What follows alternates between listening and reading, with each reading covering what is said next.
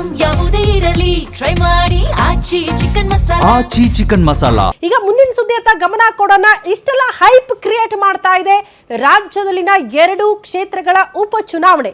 ಇಡೀ ಆಡಳಿತಾನೇ ಸರ್ಕಾರದ ಮಟ್ಟದಲ್ಲಿ 2 ಕ್ಷೇತ್ರಗಳಲ್ಲಿ ಬೀಡು ಬಿಡುವ ಮೂಲಕ ಅಬ್ಬರದ ಪ್ರಚಾರಗಳನ್ನ ಮಾಡ್ತಿದ್ದಾರೆ. ಈ ಕಡೆ ವಿಪಕ್ಷದಲ್ಲೂ ಕೂಡ ಅಷ್ಟೆಲ್ಲ ಬೆಳವಣಿಗೆಗಳಾಗ್ತಾ ಇದೆ. ಆದರೆ ಕಾಂಗ್ರೆಸ್ ಪಕ್ಷದಲ್ಲಿರುವಂತಹ ಆ ಮಹಾನಾಯಕ ಮಾತ್ರ ಈ 2 ಕ್ಷೇತ್ರಗಳ ಕಡೆಗೆ ತಿರುಗಿ ನೋಡಿಲ್ಲ. ಕಾರಣ ಏನು? ಆ ಮಹಾನಾಯಕ ಯಾರು? ಹಾಗಾದ್ರೆ ಯಾಕೆ 2 ಕ್ಷೇತ್ರಗಳಲ್ಲಿ ಆತ ಆಕ್ಟಿವ್ ಆಗಿಲ್ಲ ಅನ್ನೋದು ಬಹುತೇಕರ ಪ್ರಶ್ನೆ. ಯಾರವರು ಅನ್ನೋದರ ಕುರಿತು ಎಕ್ಸ್ಕ್ಲೂಸಿವ್ ಮಾಹಿತಿ. ಅಖಾಡದ ಕಡೆಗೆ ತಿರುಗಿ ನೋಡಿಲ್ಲ ಆ ನಾಯಕ.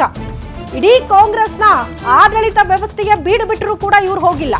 ಎಲೆಕ್ಷನ್ ನ ಮಾಸ್ಟರ್ ಮೈಂಡ್ ಆ ನಾಯಕರಿಗೆ ಯಾರ ಮೇಲೆ ಮುನಿಸಿದೆ? ಯಾವ ಕಾರಣಕ್ಕೆ ಹೋಗ್ಲಿಲ್ಲ? ಹೈಕಮಾಂಡ್ ನಡೆಗೆ ಬೇಸರಗೊಂಡಿದ್ದಾರಾ ಆ ಲೀಡರ್ ಅನ್ನೋದು ಪ್ರಶ್ನೆ ಆಗ್ತಾ ಇದೆ. ಗ್ಯಾರಂಟಿ ನ್ಯೂಸ್ ನಲ್ಲಿ ಆ ನಾಯಕನ ಎಕ್ಸ್ಕ್ಲೂಸಿವ್ ಸ್ಟೋರಿಯನ್ನ ನಿಮ್ಮ ಮುಂದೆ ಇಡ್ತಾ ಇದ್ದೀವಿ.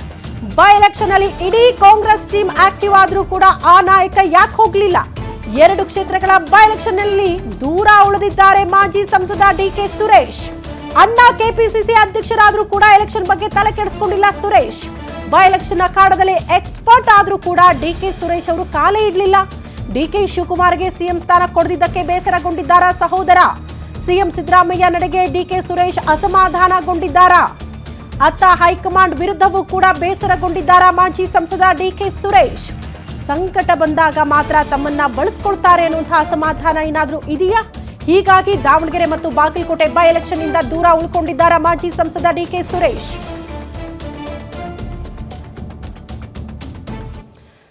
ಈ ಬಗ್ಗೆ ಮತ್ತಷ್ಟು ಡೀಟೇಲ್ಸ್ ಅನ್ನ ಕೊಡ್ತಾ ಹೋಗ್ತಾರೆ ನಮ್ಮ ಪ್ರತಿನಿಧಿ ವೀರೇಶ್ ತಾನಿ ನೇರ ಸಂಪರ್ಕದಲ್ಲಿ ಜಾಯಿನ್ ಆಗ್ತಿದ್ದಾರೆ.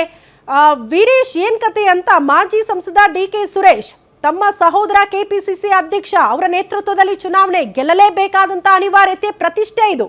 ಆದ್ರೂ ಕೂಡ ಕ್ಷೇತ್ರಕ್ಕೆ ಯಾಕೆ ಹೋಗ್ಲಿಲ್ಲ ಅಂತ ಅಸಮಾಧಾನಗೊಂಡಿದ್ದಾರೆ. ಅದನ್ನ ಓಪನ್ ಆಗಿ ಹೇಳ್ಕೊಳಕ್ಕಾಗದೆ ಈ ರೀತಿ ದೂರ ಉಳ್ಕೊಂಡಿದ್ದಾರೆ ಕ್ಷೇತ್ರದಿಂದ ಅಂತ. ಶ್ರುತಿ, 2 ಉಪಚುನಾವಣೆಗಳ ಬಹಿರಂಗ ಪ್ರಚಾರಕ್ಕೆ ಇಂದು ಕೊನೆಯ ದಿನ. ಕಳೆದ 15-20 ದಿನಗಳಿಂದ ಎಲ್ಲ ಪಕ್ಷಗಳ ನಾಯಕರುಗಳು ಸಹ 2 ಕ್ಷೇತ್ರಗಳಲ್ಲಿ ಸಾಕಷ್ಟು ಬಿರುಸಿನ ಪ್ರಚಾರವನ್ನು ಮಾಡ್ತಾ ಇರುವಂಥದ್ದು. ಅದರಲ್ಲೂ ವಿಶೇಷವಾಗಿ ರಾಜ್ಯ ಕಾಂಗ್ರೆಸ್ ಸರ್ಕಾರದಲ್ಲಿರ್ತಕ್ಕಂಥ ಇಡೀ ಸಚಿವ ಸಂಪುಟದ ಸಚಿವರುಗಳು ಮತ್ತು ಶಾಸಕರುಗಳು ಎಲ್ಲರೂ ಸಹ 2 ಕ್ಷೇತ್ರಗಳಲ್ಲಿ ಬೀಡು ಬಿಟ್ಟು ಪಕ್ಷದ ಅಭ್ಯರ್ಥಿಗಳ ಪರವಾಗಿ ಬಿರುಸಿನಿಂದ ಪ್ರಚಾರವನ್ನು ಮಾಡ್ತಾ ಇರುವಂಥದ್ದು. ವಿಶೇಷವಾಗಿ ಸಿಎಂ ಡಿಕೆ ಶಿವಕುಮಾರ್ ಅವರಿಗೆ ಈ 2 ಉಪಚುನಾವಣೆಗಳು ಸಾಕಷ್ಟು ಪ್ರತಿಷ್ಠೆ ಮತ್ತು ಪೈಪೋಟಿಯನ್ನು ನೀಡ್ತಾ ಇರುವಂಥದ್ದು. ಆದರೆ ಈ 2 ಉಪಚುನಾವಣೆಯಲ್ಲಿ ಸಿಎಂ ಡಿಕೆ ಶಿವಕುಮಾರ್ ಅವರಿಗೆ ಬೆನ್ನೆಲುಬಾಗಿ ನಿಲ್ಲಬೇಕಾದಂತ ಅವರ ಸಹೋದರ ಡಿಸಿಎಂ ಡಿಕೆ ಶಿವಕುಮಾರ್ ಅವರ ಸಹೋದರ ಡಿಕೆ ಸುರೇಶ್ ಅವರು ಮಾತ್ರ 2 ಉಪಚುನಾವಣೆ ಕಣದಲ್ಲಿ ಯಾವತ್ತೂ ಸಹ ಅವರು ಪ್ರಚಾರದಲ್ಲಿ ಕಾಣಿಸ್ಕೊಳ್ಳೇ ಇಲ್ಲ. ಯಾಕಂತಂದ್ರೆ ಡಿಕೆ ಸುರೇಶ್ ಅವರಿಗೆ ಒಂದ್ ಕಡೆ ಅಸಮಾಧಾನ ಇರುವಂತದ್ದು. ಕಾಂಗ್ರೆಸ್ ಪಕ್ಷದ ಹೈಕಮಾಂಡ್ಗಳ ನಾಯಕರುಗಳು ನಮ್ಮನ್ನ ಅವಶ್ಯಕತೆ ಬಿದ್ದಾಗ ಮಾತ್ರ ಬಳಸ್ಕೊಳ್ತಾ ಇರುವಂತ ನೋವು ಅವರಿಗೆ ಕಾಡ್ತಾನೆ ಇರುವಂತದ್ದು. ಯಾಕಂತಂದ್ರೆ ಒಂದ್ ಕಡೆ ಸಿಎಂ ಡಿಕೆ ಶಿವಕುಮಾರ್ ಅವರಿಗೆ ಕೊಟ್ಟ ಮಾತಿನ ಪ್ರಕಾರ ಸಿಎಂ ಸ್ಥಾನ ಸಿಗಬೇಕಾಗಿತ್ತು, ಆ ನೋವು ಸಹ ಅವರಿಗೆ ಇರುವಂತದ್ದು. ಹೀಗಾಗಿನೇ ಡಿಕೆ ಸುರೇಶ್ ಅವರು ಕೇವಲ ಬೆಂಗಳೂರಿಗೆ ಸೀಮಿತವಾಗಿ ಕೆಎಂಎಫ್ ನ ಆಡಳಿತ ವ್ಯವಸ್ಥೆಯಲ್ಲಿ ಅವರು ರಾಜಕಾರಣವನ್ನ ಮಾಡ್ತಾ ಇರುವಂತದ್ದು.